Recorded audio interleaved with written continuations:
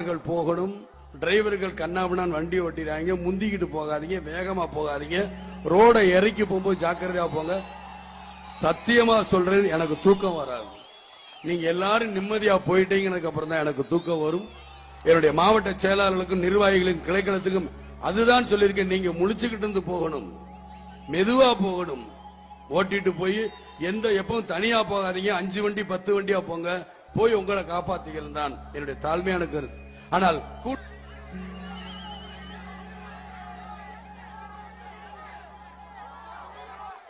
என் உயிரே உங்களுக்கு இருக்குமா, அது எனக்கு திரும்பி வந்தா என்ன, உங்ககிட்டே இருக்கட்டுமே, தப்பு கிடையாது. நான் உங்களோட தான் ஐக்கியமா இருக்கிறேன். மக்களை பாதுகாக்க வேண்டியது யார்? இந்த அரசாங்கம்.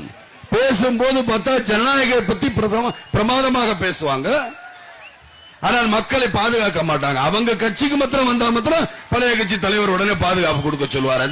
வேற எந்த கட்சிக்காரர்களும் பாதுகாப்பு கொடுக்க கூடாது. ஆனா ஓட்டு கேட்கும் போது மட்டும் வருவார். ஓட்டு கேட்கும் போது இந்த மாதிரி மேடேறி வந்து நான் உங்களுக்காக அதை செய்தேன், உங்களுக்காக இதை செய்தேன். எனக்காக நீங்க ஒன்னும் செய்ய வேணாம், இந்த மக்களுக்காக இதை செய்ய. இந்த மக்களுக்கு பாதுகாப்பு கூட. இந்த மக்கள் என்ன பாவம் பண்ணாங்க? இந்த மக்கள் மாத்திரம் ஓட்டு போட்டா மாத்திரம் உங்களுக்கு அல்வா சாப்பிட்ட மாதிரி இருக்கு. ஆனா இந்த மக்களுக்கு பாதுகாப்பு மட்டும் கொடுக்க மாட்டீங்களா?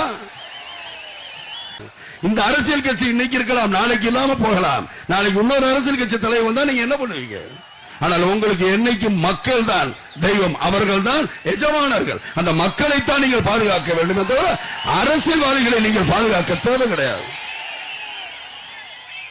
எதற்காக அப்புறம் போலீஸ் உங்கள் நண்பன் நீங்க சொல்லிக்கிறீங்க?